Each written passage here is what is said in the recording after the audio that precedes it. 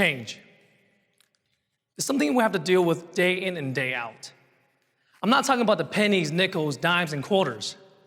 I'm talking about the switch, the shift, the revision, the variation, the transformation, the reconstruction that's happening within and all around us. It's happening right now as we speak. The only thing that doesn't change is change.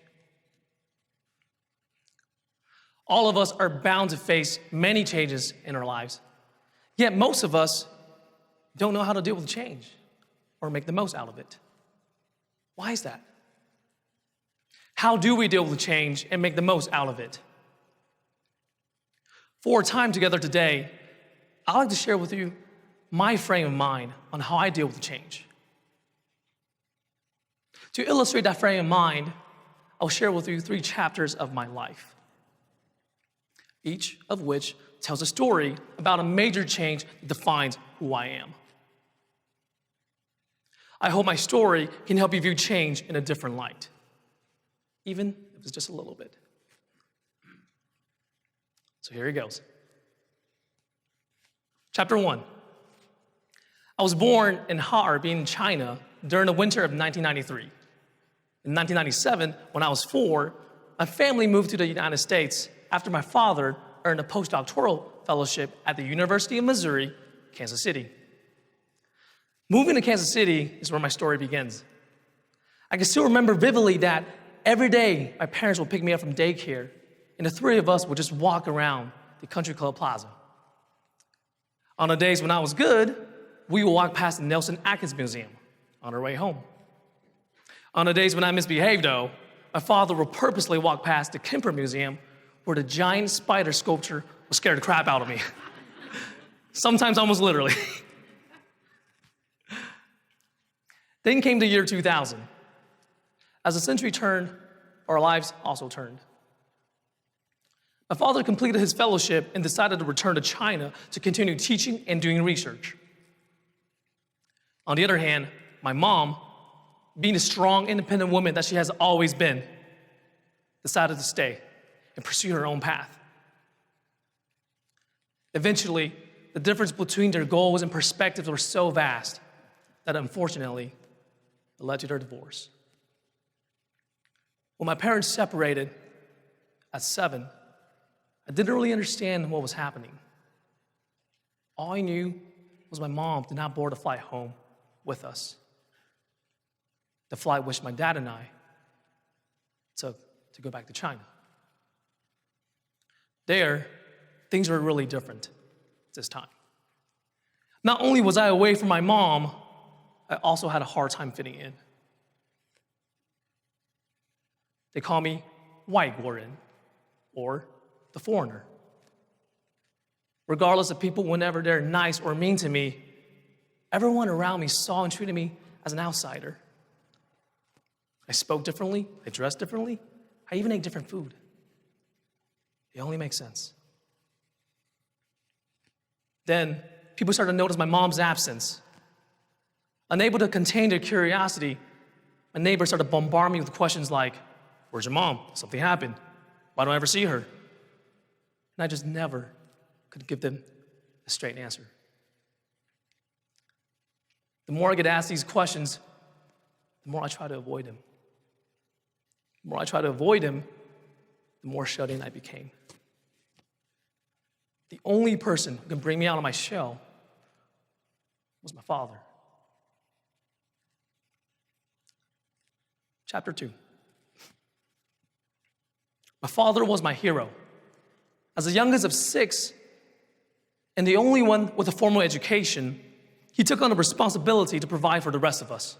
My grandparents, my uncles, my aunts, my cousins, and of course, me.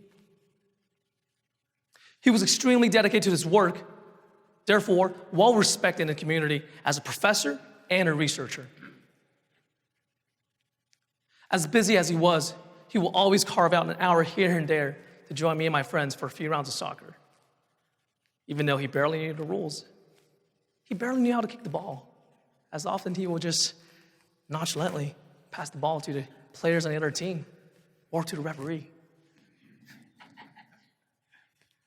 Often on his way home from work, he would stop by the local popular French bakery and wait in line for at least 30 minutes just to buy me my favorite pineapple croissants. My father was an early riser for a very particular reason. He had to go to the hospital for his routine checkups. One morning, like any other morning, on his way out to the hospital, he made sure to leave the house as gently as he could so he wouldn't wake up my grandparents and I. That afternoon, like any other afternoon, my grandparents and I waited for him to come home to have lunch with us before he would head to the lab, as usual. The thing was, it was not like any other afternoon. When it was already way past lunchtime, my aunt rushed into the kitchen, dropped to the floor, burst into tears, and tried to force to muffle out a few words. He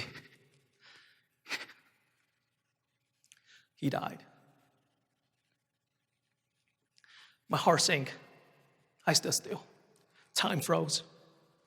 Everything went silent. Not even my grandma's shrieking in the back, nor my grandpa's fainting got through to me. I refused to shed a tear because I refused to believe that he was gone. Later, I found out that he'd been battling cancer throughout his life. That's why the routine checkups were for.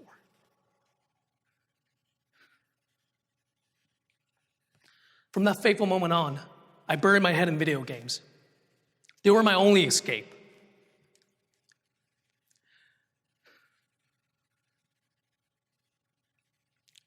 The only comforting sound to me was the sound of the keyboard strokes. Their melody allowed me to temporarily escape the reality so I can just mindlessly drift. I skipped school, skipped meals, stopped going to classes, didn't care whenever I would graduate or not. Oftentimes, the late night sky was a signal to drag me out of my virtual world and pull me to bed.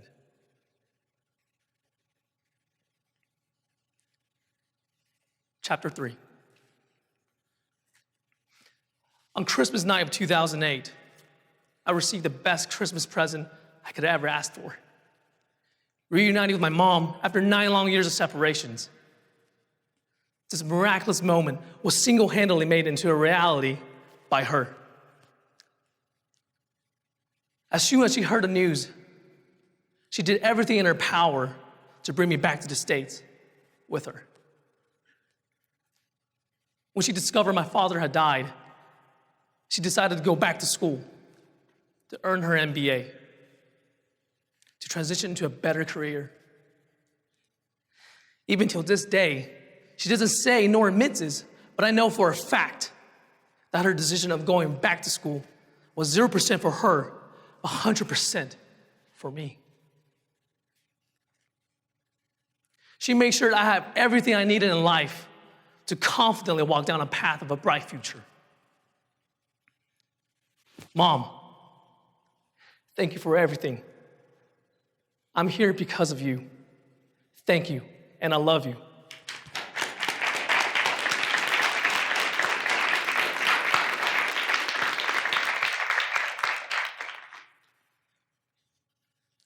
Fast forward a few years, I was now in college. I cherished this new opportunity that my mom had worked so hard to earn for me. I was determined to make the most out of it. For the first time in a long time, I opened up to people around me. And for the first time in a long time, I actually made a few friends. They're more like my partners in crime. One night, me and my boys were just rolling down the empty street near downtown airport, when all of a sudden, this beautiful, gorgeous, sexy Tesla Model S P85 appeared in our sight. I told the gang, hey, yo, let's go check it out.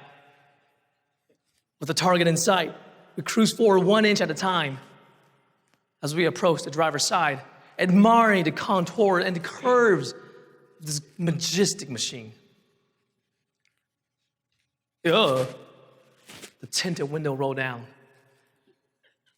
"Nice car," said a voice behind the steering wheel. Startled, I could only mumble, "Thanks, you're the one with a nice car." Ever been in one? No, never. Want to go for a ride? Absolutely. As soon as I clicked on that seatbelt, he floored a pedal to the metal, and the instant acceleration threw me right back at the seat. It was the best 30-second of my life. At that very exact moment, I made up my mind to be a part of Tesla. Didn't know how. I was going to do it one way or another. Right that next week, I marched into the local Tesla store on the Country Club Plaza. I demanded to speak to the store manager, who came out to meet me 5 minutes later. As soon as he said his name, without a second interruption, it said, "Hi, my name is Nick. I want to work for you." He looked at his watch and replied, "You got 30 seconds. Complete caught by surprise, I mustered every single of my brain cell to crank out the elevator pitch that will make it or break this one-of-a-lifetime opportunity. When my rambling stopped, he reached into his jacket, pulled out a business card, handed it to me and said, "Go online, apply for this position at this location." The next time I was back in the store, I was ready to roll. I was prepared to answer any question the store manager had for me. But, to my surprise, the second time, he simply folded my resume in half after I handed it to him and said, Nick, I already know everything about you, so when do you want to start?" And the rest was history. That concludes chapter 3. As I move on to the next chapter of my life, I know all the lessons I learned from change will serve me well. And all the lessons I learned from change, both from my observation and my personal experience, can be summarized by 6 words by John C. Maxwell. Change is inevitable. Growth is optional. This quote hits close to home for me because for the past 2 changes in my life, divorce of my parents, the death of my father, growth was an option, but I simply just didn't choose it. I buried myself in video games to escape from reality, let life drift on its own, not caring how things will turn out, whichever they may.